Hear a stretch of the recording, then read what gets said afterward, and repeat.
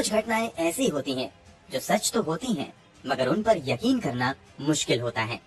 आज हम आपको जिस सच्ची घटना की पूरी कहानी बताने जा रहे हैं, वो भी एक ऐसी ही घटना थी।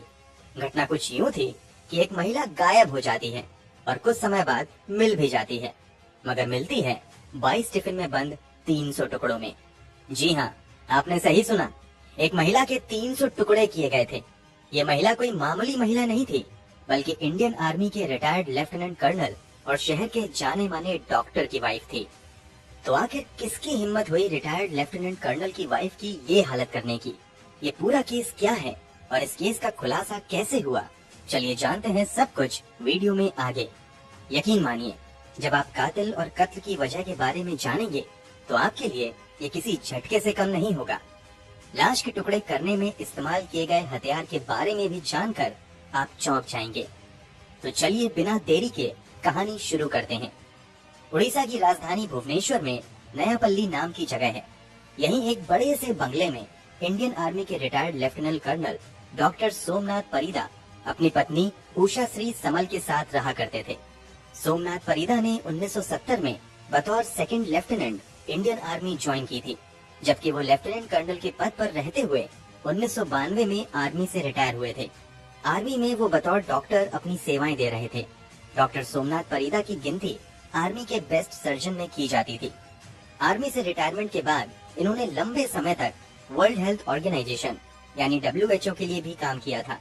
जब ये भुवनेश्वर में रहने लगे तो इन्होंने अपना खुद का क्लिनिक स्टार्ट कर लिया था। डॉक्टर सोमनाथ परिदा और उषा श्री समल के 2 बच्चे थे। बेटा डॉक्टर बनने के बाद अमेरिका में सेटल हो गया था, जबकि बेटी दुबई में सेटल हो गई थी। दोनों बच्चे दूर रहते थे, मगर फोन पर माँ से जरूर बात होती रहती थी। बच्चों की बात ज्यादातर अपनी माँ से ही होती थी, क्योंकि सोमनाथ परिदा कुछ अलग ही मिजाज के थे। इन्हें बहुत जल्दी गुस्सा आ जाता था, इस कारण उनकी किसी से भी ज्यादा बनती नहीं थी। यहाँ तक कि अपने बच्चों से भी उनके रिश्ते बहुत अच्छे नहीं थे। सामाजिक रूप से भी वो खुद को अलग थलग रखते थे। कहने को तो उनका घर एक बड़ा सा विला था, मगर उसमें इन दोनों के अलावा कोई नहीं रहता था। इनके यहाँ रिश्तेदारों का आना जाना भी बहुत कम ही होता था। कुछ लोग तो सोमनाथ परिदा के बड़े से बंगले को भूतिया घर भी कहते थे। रूटीन के मुताबिक सोमनाथ परिदा शाम के 6 बजे सो जाया करते थे और सुबह 3 बजे जग जाया करते थे। खैर, यूं ही समय कट रहा था और अब साल आ चुका था 2013। सोमनाथ परिदा के दोनों बच्चे हफ्ते में 1-2 बार अपनी माँ को फोन कर लिया करते थे। हमेशा की तरह जब जून महीने में अमेरिका में रह रहा बेटा अपनी माँ को फोन करता है तो मोबाइल स्विच ऑफ आता है। वो सोचता है कि माँ शायद कहीं बिजी होगी, इसलिए वो थोड़ी देर बाद फोन करता है, मगर मोबाइल अब भी स्विच ऑफ ही आता है। अगले दिन वो फिर से माँ के नंबर पर फोन करता है, मगर मोबाइल स्विच ऑफ ही आता है। ऐसे में अब बेटे को चिंता होने लगती है और वो अपने पिता को फोन करता है। जब वो पिता से माँ के मोबाइल के स्विच ऑफ होने के बारे में पूछता है तो सोमनाथ परिदा कहते हैं कि तुम्हारी माँ कुछ दिन पहले ही अपनी बेटी के पास दुबई गई है, इस कारण उसका मोबाइल स्विच ऑफ आ रहा है। इतना सुनने के बाद वो दुबई में रह रही अपनी बहन के पास फोन कर माँ के बारे में पूछता है। इस पर बहन कहती है कि माँ तो दुबई में मेरे पास है ही नहीं, इनफैक्ट पिछले कुछ दिनों से तो माँ से हमारी कोई बात ही नहीं हुई है।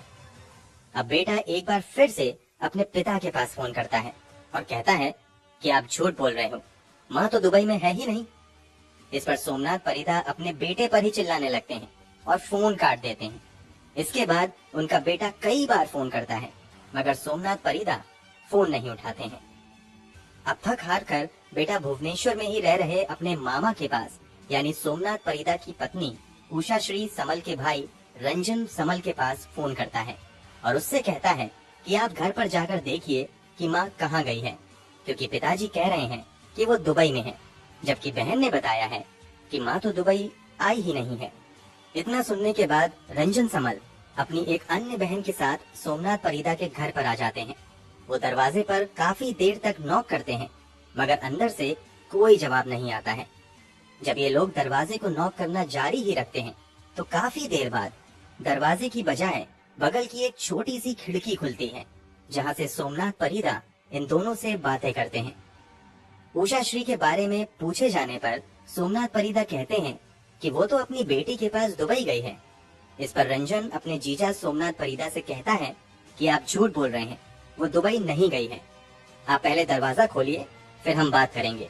इतना सुनते ही सोमनाथ परिदा उन लोगों पर भी चिल्लाने लगता है और खिड़की भी बंद करके अंदर बैठ जाता है। इसके बाद बाहर खड़े लोग काफी देर तक दरवाजा पीटते हैं, मगर दरवाजा नहीं खुलता है। अब रंजन किसी तरह एक खिड़की तक पहुंच जाता है और अंदर देखने की कोशिश करता है। खिड़की पर खड़े होते ही उसे दुर्गंध महसूस होती है। अब रंजन को समझ आने लगता है कि जरूर दाल में कुछ काला है, इसलिए अब वो बिना समय गंवाए पास के ही नयापल्ली पुलिस स्टेशन चला जाता है और पुलिस वालों को उषा श्री के गायब होने तथा सोमनाथ परिदा की हरकतों के बारे में बताता है।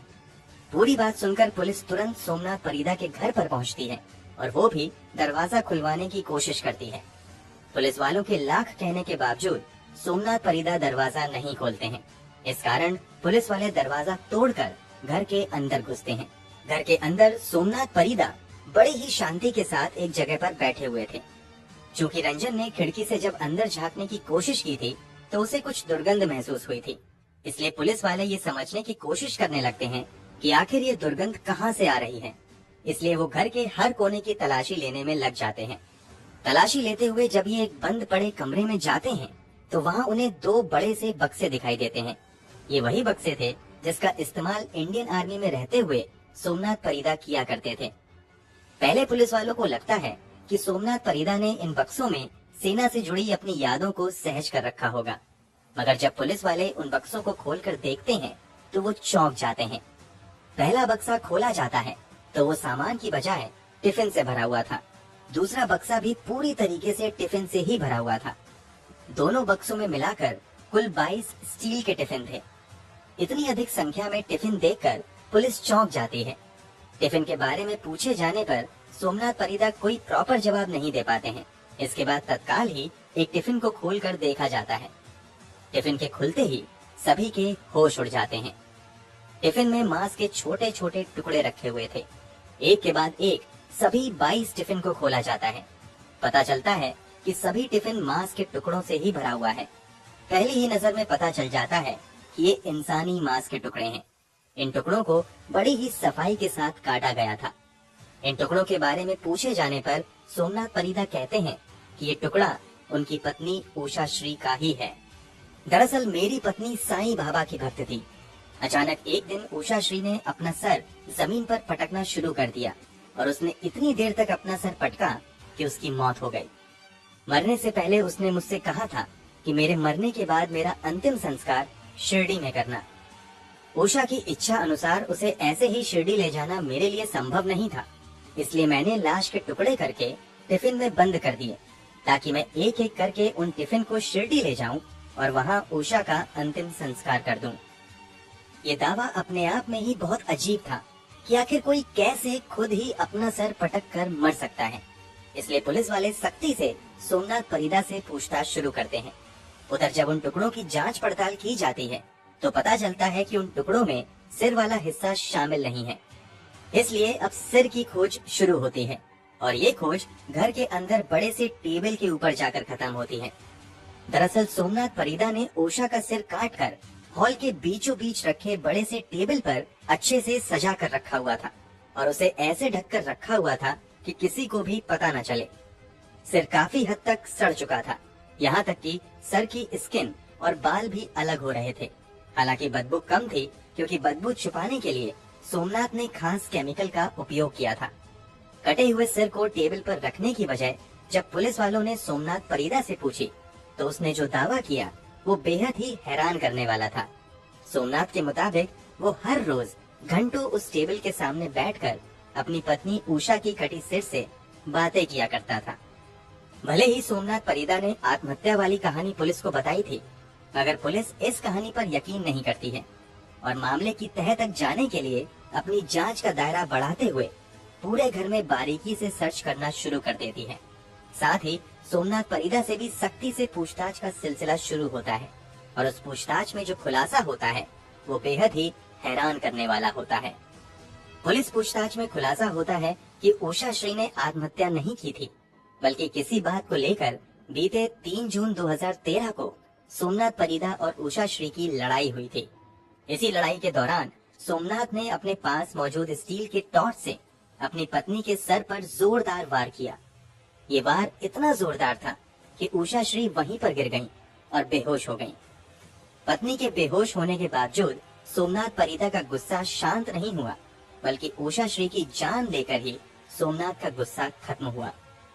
सोमनाथ के मुताबिक उषा के मरने के बाद लाश को छुपाना उसके लिए बड़ी चुनौती थी, इसलिए पहले तो उसने एक कमरे में लाश को रखकर कमरा बंद कर दिया और अगले दिन जब मेड काम करने आई तो उसे तुरंत ही नौकरी से निकालकर फिर कभी ना आने के लिए कह दिया।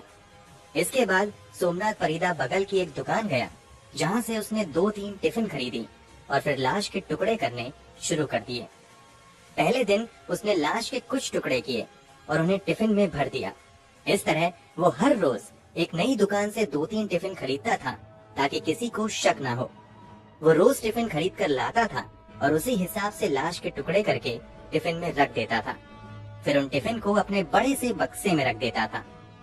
सोमनाथ परिदा ऐसा तब तक करता है जब तक कि उषा श्री पूरी तरह टुकड़ों में नहीं बट जाती हैं।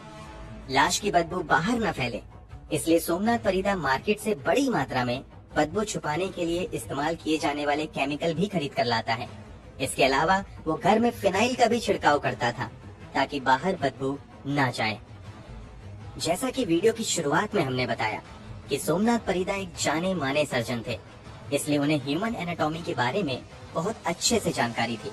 इस कारण उन्हें लाश के टुकड़े करने में कोई परेशानी नहीं हुई और उसने लाश के टुकड़े करने के लिए बड़ी आरी या किसी तरह के बड़े हथियार का भी इस्तेमाल नहीं किया, बल्कि ऑपरेशन में इस्तेमाल होने वाली कैंची, छुरी इत्यादि से ही सोमनाथ परिदा ने पत्नी उषा श्री के 300 टुकड़े कर दिए। पुलिस जांच में खुलासा हुआ कि हर टुकड़े की लंबाई लगभग 6 इंच के आसपास थी। पुलिस ने ये तो पता लगा लिया था कि उषा श्री की हत्या किसने की है, मगर हत्या का मोटिव क्या था ये अब तक पता नहीं चल पाया था। इसलिए अब पुलिस हत्या के उद्देश्य का पता लगाने में जुट जाती है। जांच पड़ताल के दौरान खुलासा होता है कि सोमनाथ परिदा की पत्नी उषा श्री को शक था कि सोमनाथ का चक्कर उसके ही क्लिनिक में काम करने वाली एक लड़की के साथ चल रहा है। इस बात को लेकर अक्सर सोमनाथ परिदा और उषा श्री के बीच लड़ाइयाँ होती थी। 3 जून 2013 को भी इसी बात को लेकर ही दोनों में लड़ाई हुई थी और बात इतनी बढ़ गई कि सोमनाथ परिदा ने उषा श्री के सर पर पास में ही रखे टॉर्च से वार कर दिया और फिर उसकी जान ही ले ली। सोमनाथ परिदा के इस खुलासे के बाद 22 जून 2013 को उसे गिरफ्तार करते हुए जेल भेज दिया जाता है। हत्या तथा सबूत मिटाने की धाराओं के तहत सोमनाथ परिदा पर मामले दर्ज किए जाते हैं और केस की सुनवाई Khurda district and session court में शुरू होती है। सुनवाई के दौरान सोमनाथ परिदा का बेटा और बेटी भी अमेरिका और दुबई से वापस आते हैं तथा अपने पिता के खिलाफ ही कोर्ट में गवाही देते हैं। बेटा बेटी द्वारा दी गई गवाही तथा पुलिस द्वारा जुटाए गए सबूत से साफ हो जाता है कि सोमनाथ परिदा ने ही अपनी पत्नी की हत्या की और फिर उसके शव को 300 टुकड़ों में काट कर टिफिन में रख दिया। इस तरह उषा श्री की हत्या का दोषी करार देते हुए Khurda district and session court द्वारा सोमनाथ परिदा को 25 फरवरी 2020 को उम्र कैद की सजा सुनाई जाती है। साथ ही उस पर 50,000 रुपए का फाइन भी लगाया जाता है।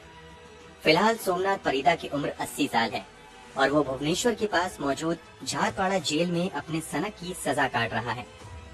पूरी जांच पड़ताल के दौरान ये भी खुलासा होता है कि वो रात में अक्सर अपनी पत्नी के शव के टुकड़े करता था, जबकि दिन भर क्लिनिक में बिजी रहता था और क्लिनिक में बिल्कुल नॉर्मल बिहेव करता था।